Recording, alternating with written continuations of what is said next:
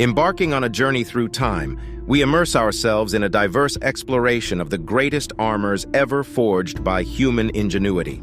From antiquity to the digital age, each armor narrates a story of the era, culture, and technology it originated from. Witness how our protective shells have evolved through relentless conflicts and technological innovations, revealing our species' undying instinct for survival and mastery over materials. Number 1. The Mycenaean Panoply. The Mycenaean Panoply, the earliest complete example of body armor known to us, hails from the Bronze Age civilizations of the Aegean Sea, around 1600 to 1100 BC. This panoply, a term referring to a full suit of armor, is an emblem of Mycenaean warrior culture and their craftsmanship capabilities. The key component of the panoply was the bronze cuirass, consisting of two pieces that enclosed the warrior's torso, joined at the sides with hinges or leather laces. It was designed to provide maximum protection while still allowing flexibility for movement. The cuirass often depicted muscular anatomy, echoing the physical ideal of the warrior, an aesthetic that would influence classical Greek and Roman armors in centuries to come. A boar tusk helmet, an impressive piece of craftsmanship and status symbol, crowned the panoply. The design involved a cap of leather or cloth, overlaid with meticulously arranged segments of boar tusks. These helmets were light, durable, and readily repairable, providing effective protection against the bronze weapons of the period. Frescoes and sculpted seals from Mycenaean palaces depict warriors wearing these helmets, often accompanied by horsehair crests, further emphasizing their imposing stature. Completing the panoply was the figure-8 shield, named for its distinctive shape. Made of hides stretched over a wooden frame, the shield offered defense against both thrusts and slashes. Its form, broad at the top and bottom but narrower in the middle, allowed for better visibility and mobility in combat, a testament to the Mycenaeans' understanding of practical warfare. Number 2. The Lorica segmentata of Rome. The Lorica segmentata, a distinctive armor type used by the Roman Empire's soldiers, is a prime example of Roman practicality and efficiency in design. Named for the segmented iron bands that wrapped around the torso and shoulders, this armor was the military standard in the Roman legions during the late 1st century AD through the mid-3 RD century AD. The segmented design allowed for both flexibility and strength. The plates, fastened together with leather straps and buckles, offered robust protection while permitting the soldier to move with relative ease. Despite its intimidating appearance, the armor was surprisingly light, weighing approximately 20 pounds, thus enabling the soldiers to endure long marches and battles. The construction of the Lorica segmentata exhibited the advanced metallurgical skills of the Roman blacksmiths. The iron strips were carefully fashioned and attached in a way that distributed the force of blows and minimized the risk of penetration. Additionally, the overlapping design ensured that a weapon would have to penetrate multiple layers of metal to reach the wearer's body. The Lorica segmentata became a symbol of the Roman Empire's might, and its image is iconic in representations of Roman soldiers. More than just a practical suit of armor, it was a visual testament to Rome's military prowess and technological sophistication. However, despite its superior protection, the Lorica segmentata gradually fell out of use, likely due to its high production cost and maintenance requirements. Number 3. The Sutton Hoo Helmet. The Sutton Hoo Helmet, discovered in an undisturbed ship burial in England, is one of the most magnificent artifacts from the early medieval period in Europe. Dated to the early 7th century, this Anglo-Saxon helmet offers a fascinating glimpse into the era's warfare and craftsmanship. The helmet is composed of iron and bronze, adorned with intricate decoration. It features a full-face mask, a neck guard, and a crest running from the forehead to the back of the helmet, giving it an imposing silhouette. The eyebrows, nose, and mouthpiece are garnished with decorative motifs, including animal interlace patterns and narrative scenes. On a functional level, the Sutton Hoo helmet offered comprehensive protection. The robust iron shell would have defended the wearer's head from blows, while the face mask preserved visibility and breathing. The decorated cheek and neck guards provided additional protection and elevated the helmet's aesthetic appeal, but the helmet is more than just a functional piece of armor. Its rich decoration suggests it may have also served a ceremonial purpose. The decorative panels depict warriors and mythic beasts, common motifs in Anglo-Saxon art, symbolizing the heroic ideals and warrior ethos of the period. The Sutton Hoo helmet, a beautiful fusion of function and artistry, embodies the cultural sophistication of the Anglo-Saxons. It reflects a society where warfare was not just a brutal necessity, but also a venue for valor and the display of noble qualities. This artifact, beyond its protective purpose, stands as a monument to a time and a people shaped by the sword and shield, a symbol of an age where the warrior's valor was as crucial as his armor. Number 4. Japanese samurai armor. The armor of the samurai, known as yoroi in Japanese, is emblematic of Japan's distinct historical and cultural landscape. Fashioned in an intricate, multi-layered design with a focus on aesthetics, symbolism, and protection, samurai armor represented the perfect blend of art and warcraft. Introduced during the Heian period, 794–1185, yoroi was typically made of small iron and leather scales known as kozane, laced together with silk cord. This construction provided a balance between weight and defense, demonstrating the samurai's understanding of the delicate interplay between mobility and protection. Yoroi was composed of several pieces. The do, or cuirass, protected the warrior's torso, while sode, large rectangular shoulder guards, safeguarded the upper arms. The kabuto, a helmet often featuring a neck guard, defended the head and neck. Remarkably, each piece was crafted to embody not only a defensive function, but an aesthetic appeal, often decorated with clan symbols or scenes from nature or mythology. However, the samurai armor wasn't merely about protection and beauty. It was steeped in spiritual symbolism and personal identification. The helmet and mask, or mengu, were particularly significant. The mask was often designed to depict fearsome expressions, believed to ward off evil spirits and intimidate enemies. The helmet could be adorned with elaborate crests or meidate, representing the samurai's lineage, rank, or beliefs. The samurai armor epitomizes the samurai warriors themselves, stoic, resolute, and devoted to the art of war. The careful crafting process, the aesthetics, and the personal significance attached to each suit reflect the samurai's Bushido code, the way of the warrior, and their deep-rooted respect for balance, honor, and aesthetic sensibility. Number 5. The armor of the Byzantine cataphracts. The Byzantine cataphracts, the heavily armored cavalry of the Byzantine Empire, wore some of the most formidable armors of the ancient world. Their armor, an evolution of the earlier Persian and Roman designs, symbolizes a significant step in the development of protective military gear. Cataphract armor was a composite of chainmail, scale armor, and lamellar plates, providing a near-impervious defense. The primary protection was a coat of mail or scales that covered the torso, arms, and legs. Over this, the rider would often wear a lamellar cuirass, an assembly of small metal plates laced together, providing an additional layer of protection. A significant aspect of cataphract armor was the comprehensive protection it provided. This included a helmet with a chainmail aventail to safeguard the neck and shoulders, and often a face mask. The horse, too, was armored, covered in a caparison of lamellar or scale armor, and sometimes even an armored face mask, creating a veritable fortress on horseback. The effectiveness of the cataphract armor was legendary. Historical accounts often describe arrows and lances shattering upon impact, leaving the wearer unharmed. However, this excellent protection came at a cost. The armor was heavy, reducing the mobility of the rider and exhausting the horse quickly. Number 6. The medieval knight's plate armor. The iconic image of the medieval knight is virtually inseparable from his suit of gleaming plate armor. Developed in the late Middle Ages, this type of armor offered unprecedented levels of protection and solidified the knight's status at the top of the medieval military hierarchy.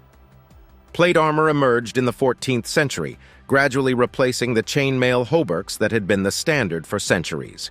It consisted of shaped, interlocking metal plates that covered the entire body, including the torso, arms, legs, and head.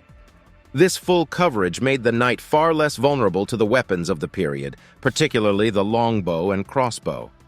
The centerpiece of the armor was the breastplate, formed from a single piece of steel, capable of deflecting blows from swords and lances.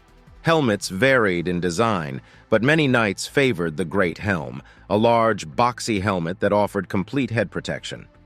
Additional components included pauldrons for shoulder protection, gauntlets for the hands, and greaves for the legs. But plate armor was more than just a suit of armor. It was a status symbol, often highly decorated with heraldic symbols or etched designs. The armorsmith's artistry transformed functional military equipment into a wearable work of art, further enhancing the knight's noble image. Despite its effectiveness, plate armor had drawbacks. Its heavy weight made it exhausting to wear, and its complex design made it expensive and time-consuming to produce.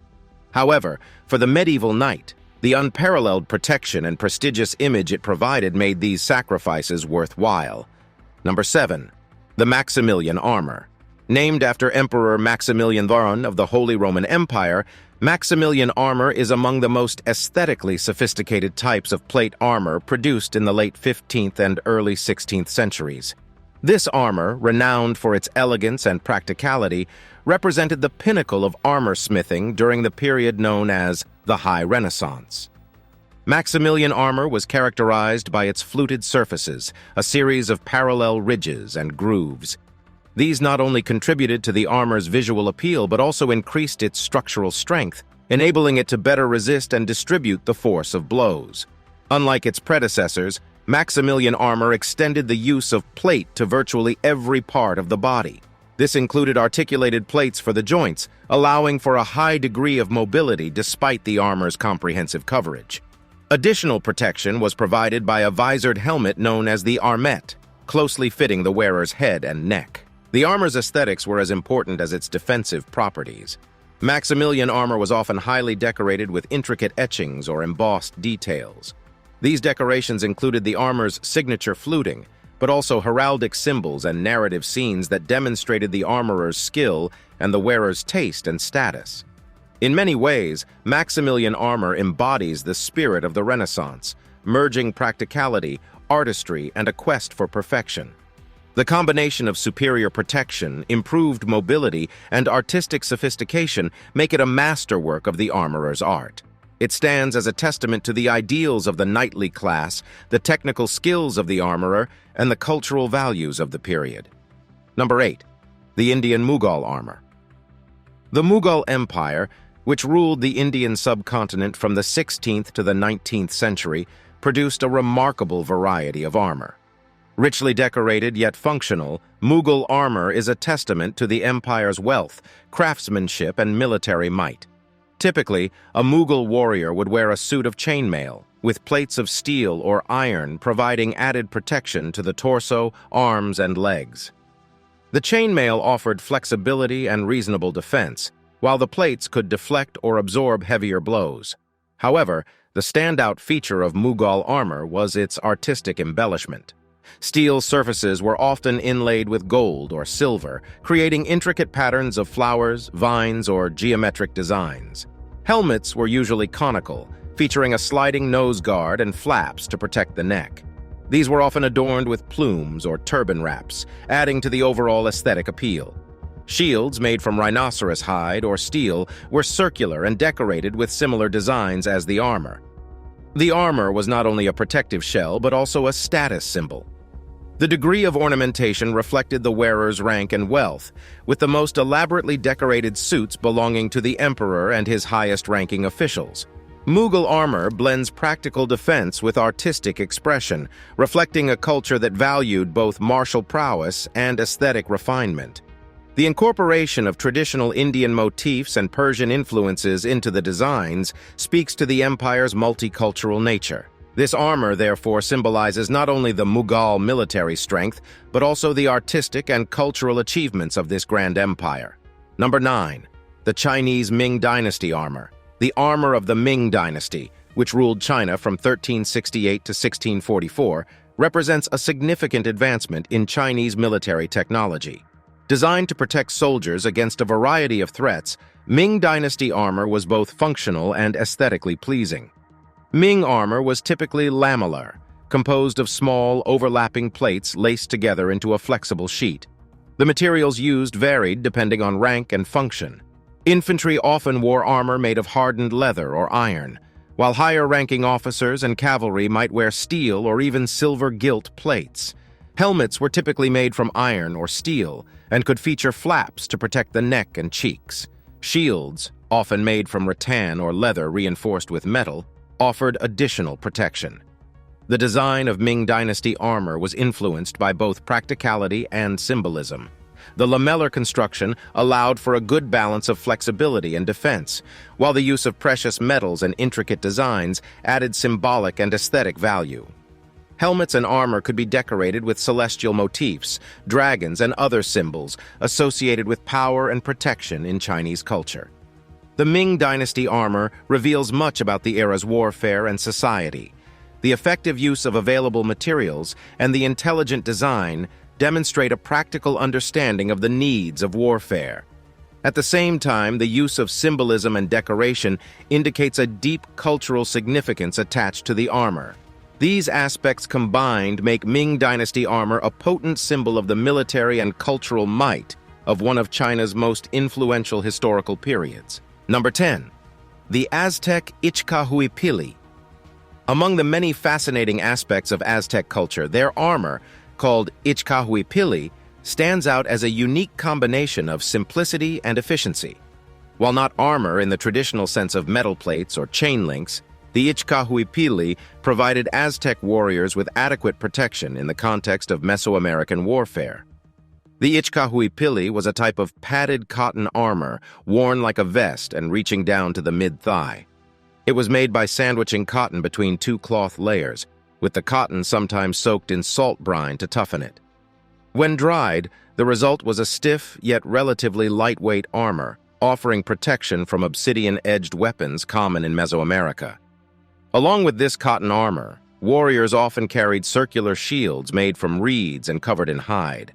Helmets were made from wood or animal skins, often modeled to represent different animals. Despite its relative simplicity, the Ichcahuipilli was reportedly quite effective. Spanish conquistadors described arrows and sword strikes being unable to penetrate the thick cotton armor.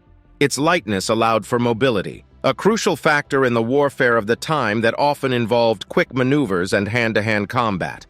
The Ichcahuipilli, thus, embodies the practical, adaptable spirit of the Aztec warriors. It exemplifies their understanding of their environment and the type of warfare they conducted. While it may not bear the shining grandeur of metal armor seen in other civilizations, the Aztec Ichcahuipilli offers a distinctive, efficient approach to protection in battle. Number 11. The armor of the Ottoman Janissaries. The Janissaries, the elite infantry units of the Ottoman Empire, were renowned for their discipline, courage, and distinctive equipment. Their armor reflected the demands of their role and the unique military culture of the Ottoman Empire.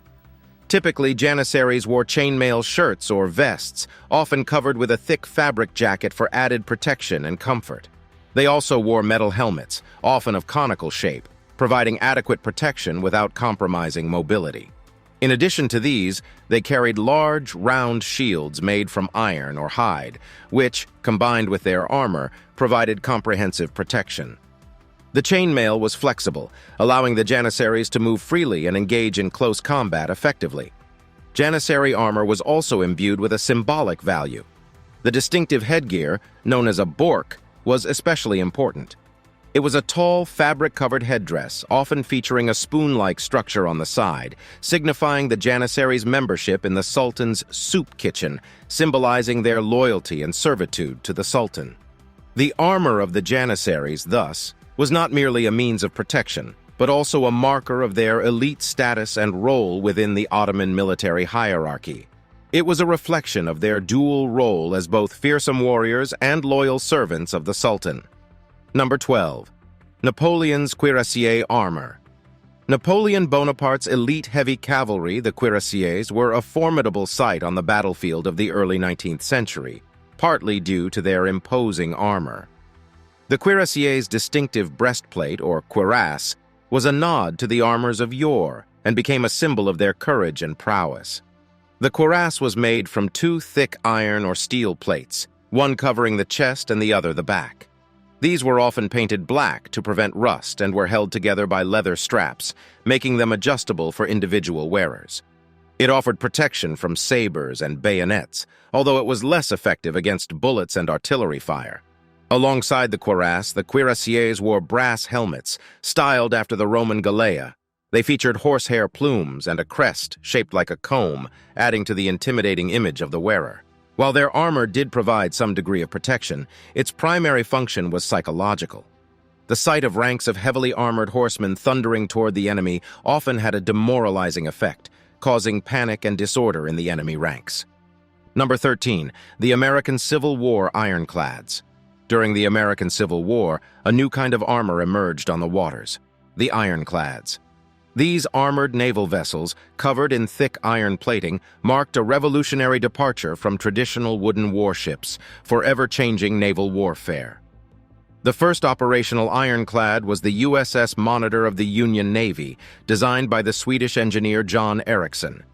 Its most distinctive feature was a rotating turret housing two large cannons, itself protected by 8 inches of iron plating.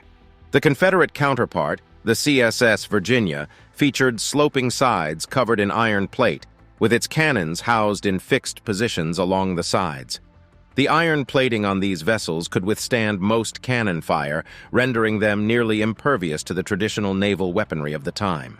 The impact was immediate and profound, rendering wooden warships obsolete and necessitating a complete rethinking of naval architecture and strategy.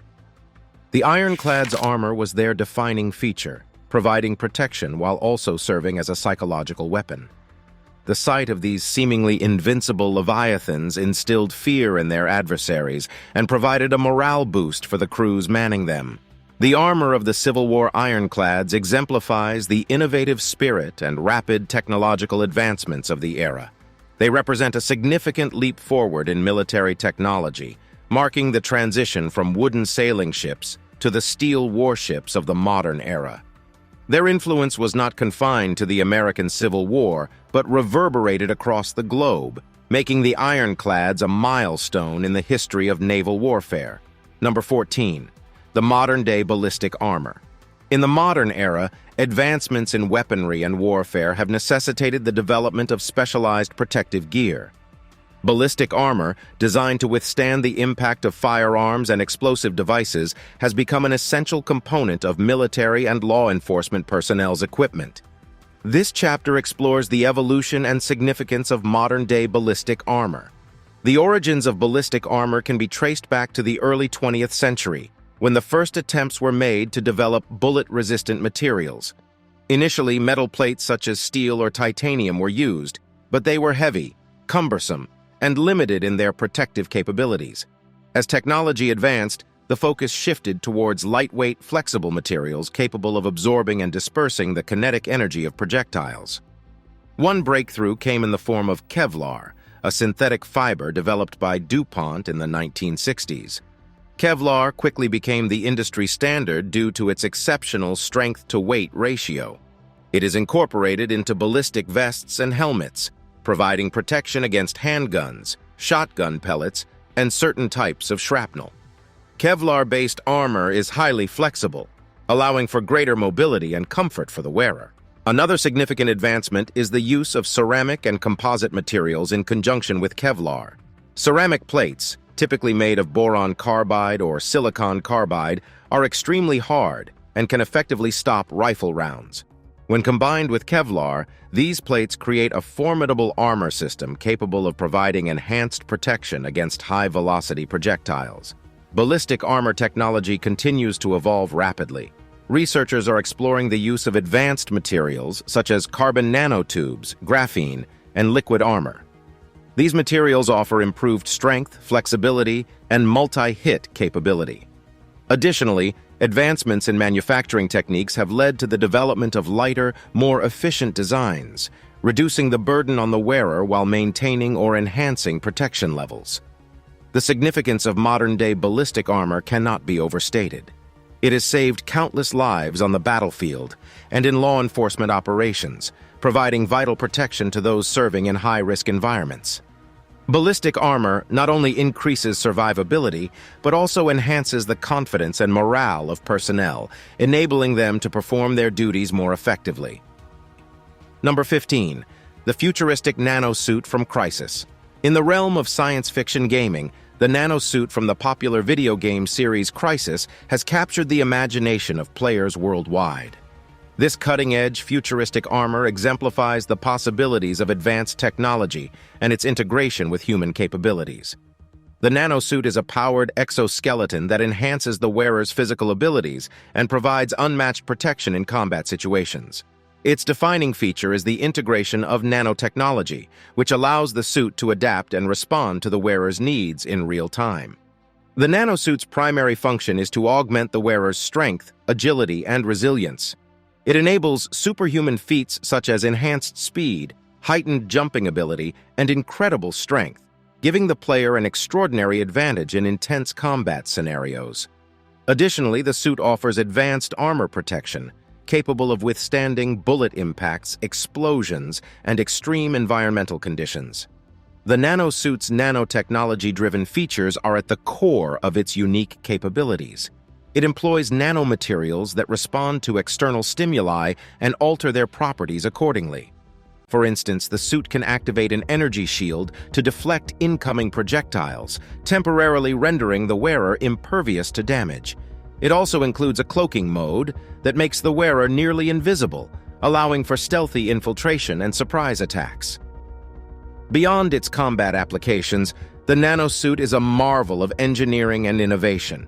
It showcases the potential of nanotechnology to revolutionize personal protective gear and redefine the limits of human performance. The integration of advanced sensors, neural interfaces, and smart materials creates a seamless synergy between the wearer and the suit, enabling unparalleled control and adaptability in high-stakes situations.